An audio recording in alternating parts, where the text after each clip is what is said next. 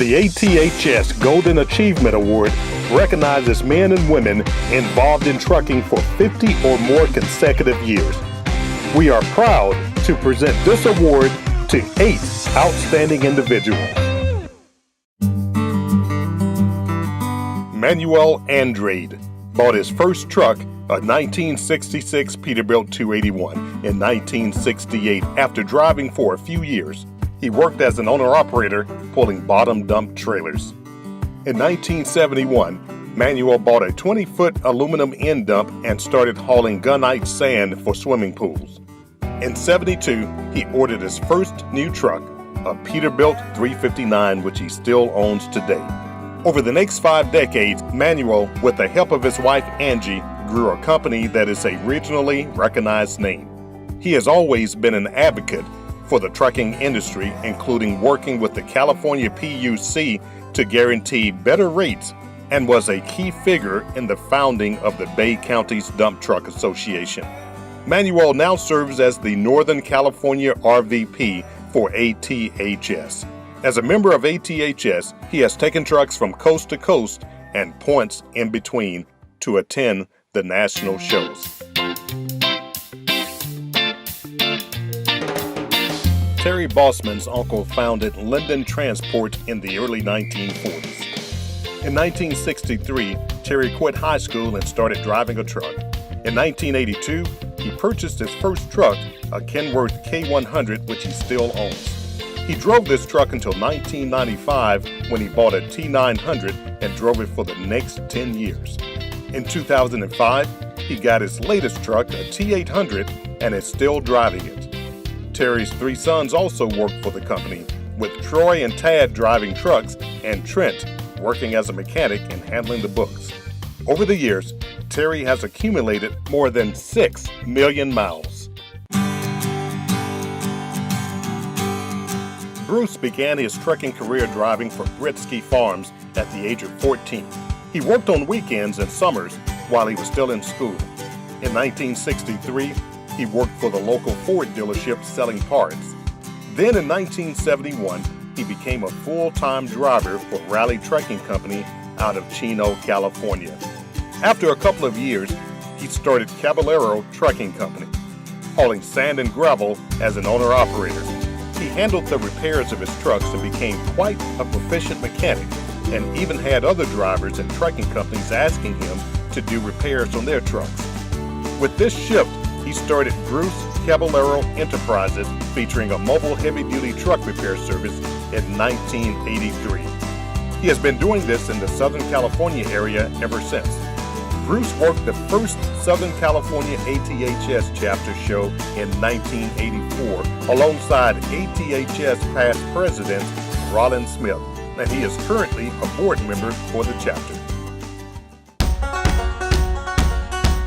At the young age of 15, Frank Carr began working in the hayfields of Ellensburg, Washington to help support his 7 siblings and mother. When he got his driver's license, his first truck driving job was for Jim Ritter, hauling hay from Ellensburg to the coast and California. In 1964, Frank started driving for his future father-in-law, Slim Cooey, at Aurora Farm and Garden in Linwood, Washington. Frank took notice of Slim's cute daughter and eventually married her and have stayed that way for the last 52 years. A couple of years later in 1966, he started with Western Tank Lines, where he drove for the next 10 years. He then took a big leap and became an owner-operator, purchasing a 1974 Kenworth out of Texas. Frank and his brother-in-law Jerry Cooey drove the truck home to Linwood. His new venture was hauling fuel to Carl's Service Station truck stop in Ellensburg and lasted for 6 years. Of course, there was always coffee and a hot meal next door at Marble's Cafe. Frank hauled hay, fuel, beer, and many other freight loads up and down I-5. In 2015, Frank ended his trucking career with Laudenbach Industries out of Mount Vernon, Washington. Over the years, the industry has changed from phone booths to cell phones, and the ever-increasing power in the newer trucks. Frank's CB handle was Horse with no name, and he was known for always keeping his trucks driving spotless. Today, Frank is enjoying retirement with his wife Joanne and sons Greg and Jeff and grandson Kyle. Frank's 1974 Kenworth is his pride and joy. At the 1979 truck show in Spokane, he received a first place trophy for tanker trucks and was runner-up for overall show. Kenny started his trucking career as a young boy, riding along with his dad.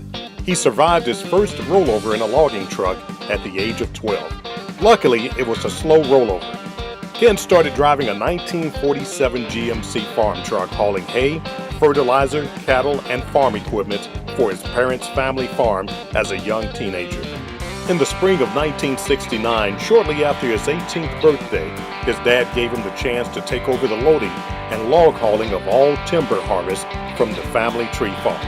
Ken's first truck was a brand new 1969 Kenworth W900A. Over the years, he has owned a total of 3 Kenworth W900As, including a 1973 and a 1979. All 3 were fitted with hydraulic self-loaders and hop-on logging trailers. Ken has also been active in the Oregon Log Truckers Association, Oregon Logging Conference, Pacific Northwest Truck Museum, and ATHS. Although he is starting to slow down a bit, he still stays active by working on his tree farm and ranch and consulting with the newer and upcoming generation of owner-operator truckers.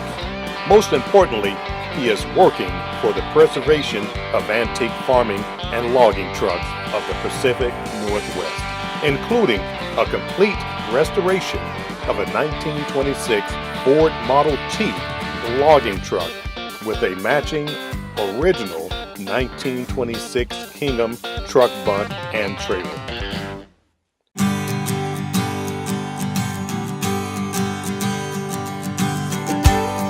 Ernie started driving in 1953 at the age of 18 with off-highway logging, driving a late 1940s Euclid dump truck on Vancouver Island, British Columbia.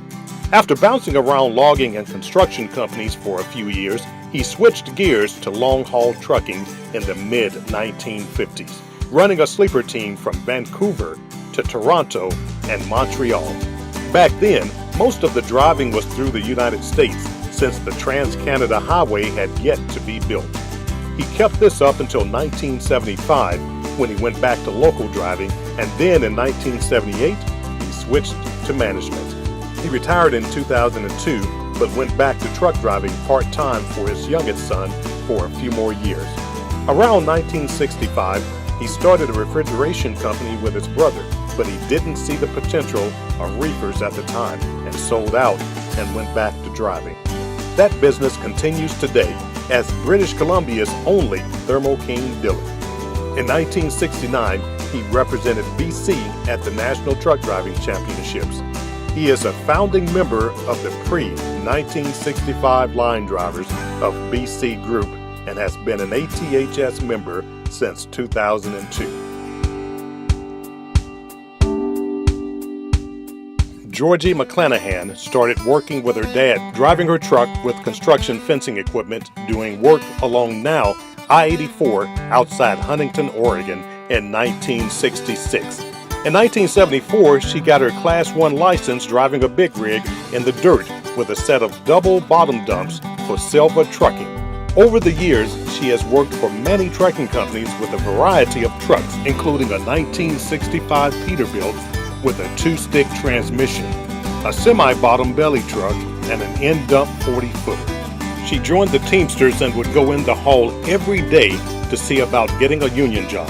She finally went to work for S.J. Groves & Son driving a cat wagon, water truck, boom truck, and cement mixer at the Parrots Ferry by Columbia, California, and the bridge construction across the Stanislaus River.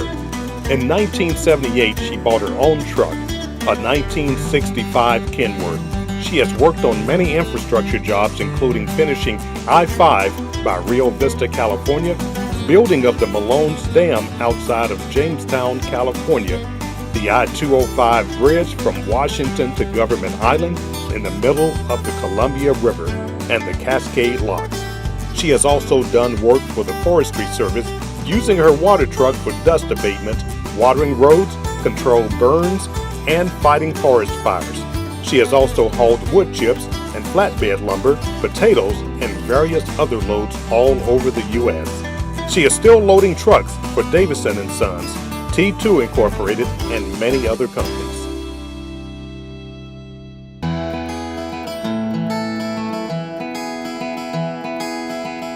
George Van Dyke was born in Friesland, Holland in 1945. He and his family immigrated to Southern California when he was only 2, and he grew up on a dairy farm. In 1968, the family moved the dairy to Oregon, and a year later, George bought a 1957 GMC to use for hauling hay from Central Oregon back to the dairy. He would work the early morning, 1 a.m., milking cows, then go after a load of hay, then back to milk the afternoon shift. The GMC was upgraded to a 1959 Freightliner, and then in late 1971, a new Peterbilt cabover. In 1972, George left the dairy to haul wood products and leased his truck to Independent Motor Transport out of Tangent, Oregon.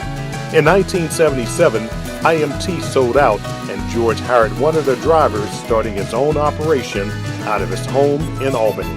The company was incorporated in 1981, and in 1987, George and his wife Marianne moved it into the former IMT truck shop in Tangent. The company still operates there and runs 20 trucks, hauling primarily wood products. Congratulations to all of our Golden Achievement Award recipients. The ATHS Historian of the Industry Award recognizes individuals who have been diligent in the pursuit of the history of the trucking industry for 10 years or more. Jerry Aaron has been exploring the vastness of Nevada and the Great Basin in pursuit of its history for most of his life. His love affair of trucks started with a ride in his uncle's auto car at the age of 6. That ride in 1948 led to a trucking career spanning 45 years. Jerry has written 3 books about the trucking industry in Nevada: Diesel Smoke Over Asphalt Ribbons, Dreams in the Rearview Mirror, Nevada's Teamster Truckers and Truck Stops, a chronicle of Nevada's Great Basin. His books reflect his passion for trucking and the amazing landscapes of Nevada.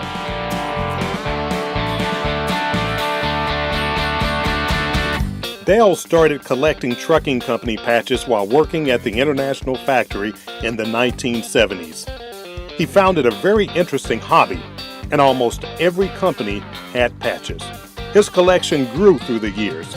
In 2005, he started showing his collection off at his local ATHS chapter meetings and truck shows. At the time, the patches were in photo albums, and carrying 300 to 400 patches around that way was very difficult. He built big displays and now can show off over 3,000 patches at one time. He has been going to all ATHS conventions since 2009 and makes as many local ATHS shows as he can in the Midwest. He is also a regular at the Iowa 80 Truckers Jamboree each year in Walcott, Iowa. Dale also collects as much literature on trucking as he can and has helped others writing books and doing research through the year. Congratulations to our Historian of the Industry Award recipients. The ATHS Company Award recognizes companies in continuous operation for 50 or more years. We are proud to present this award to 3 outstanding companies for 50 years and 1 amazing company for 75 years. Barry Swanson has loved trucks his entire life.